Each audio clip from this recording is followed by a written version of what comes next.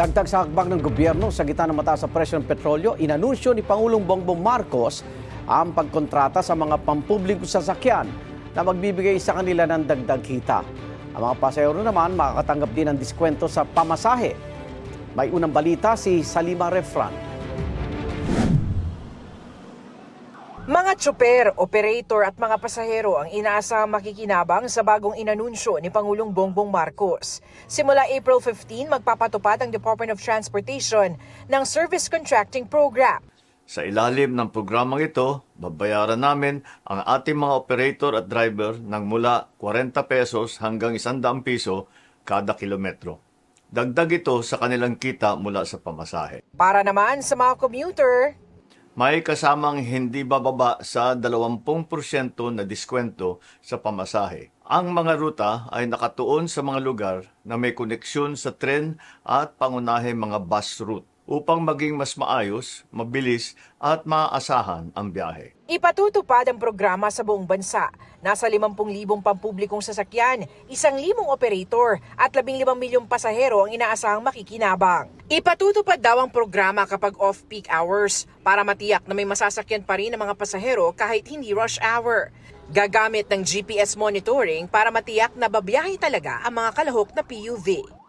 Isa pang inanunsyo ng Pangulo ang fuel subsidy para sa mga PUV na sisimulan daw sa Metro Manila sa susunod na linggo. Ipatutupad daw ito sa mga gasolinahan na aprobado at minomonitor ng Department of Energy. Magpapatupad tayo ng 10 piso kada litro na bawas para sa public utility vehicle na may maximum na 150 liters kada linggo sa loob ng 3 buwan.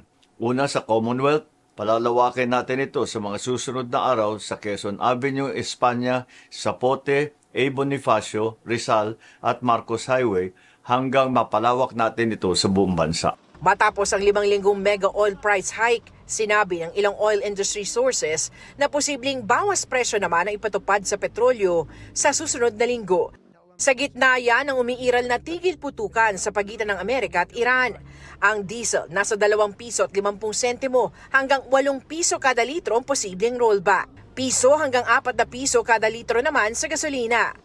Ayon sa presidente ng Jetty Petroleum, posible nga ang rollback pero kailangan pang i-monitor muna ang sitwasyon. So nakita ho natin doon sa early trading ng crude at saka yung indication din ng MOPS na may konting pag-akyat kumpara doon sa settlement niya. Baka mabawasan po yung possible rollback. Pero siyempre malaki rin po yung factor dito na magiging forex kasi naging malaki yung in-appreciate ng peso. Ang binabantayan ang resulta ng trading ngayong araw at sa magiging pulong ng Amerika at Iran. Ito ang unang balita. Salima Refran, GMA News. Pinapayagan ng Department of Education ang mga pribadong paaralan na mag-shift sa blended learning habang nasa state of national emergency o national energy emergency ang bansa. Ayon sa DepEd, hindi na kailangan ng kanilang formal na approval para ipatupad ito. Dapat lang daw ipagbigay alam ng eskwelahan ang kanilang plano sa kanilang Schools Division Office nang hindi bababa sa 5 araw bagong implementasyon. Kailangan din nilang magsumite ng revised class schedules at ipaliwanag ang mga hakbang kung paano mapapanatili ang magandang kalidad ng pag-aaral. Layon ng hakbang na ito ng DepEd na makatulong sa pamamahala ng operational cost sa mga pribadong paaralan sa gitna ng krisis sa langis.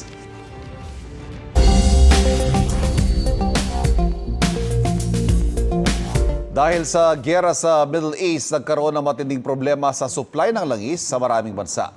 Nalimitahan kasing operasyon sa Strait of Hormuz kung saan idinadaan ng 20% ng oil supply ng buong mundo. Ang presyo po ng krudo umakyat sa halos $150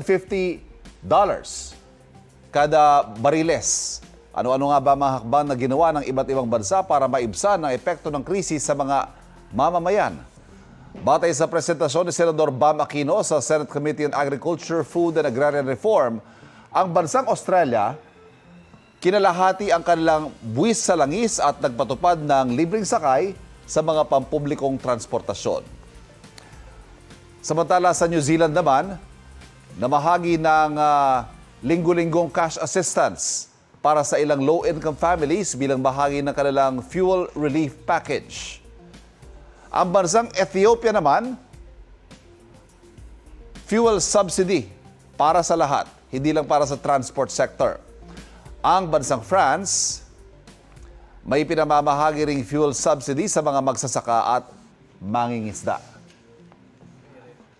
Tinanggal naman ng Vietnam at India ang excise tax sa krudo.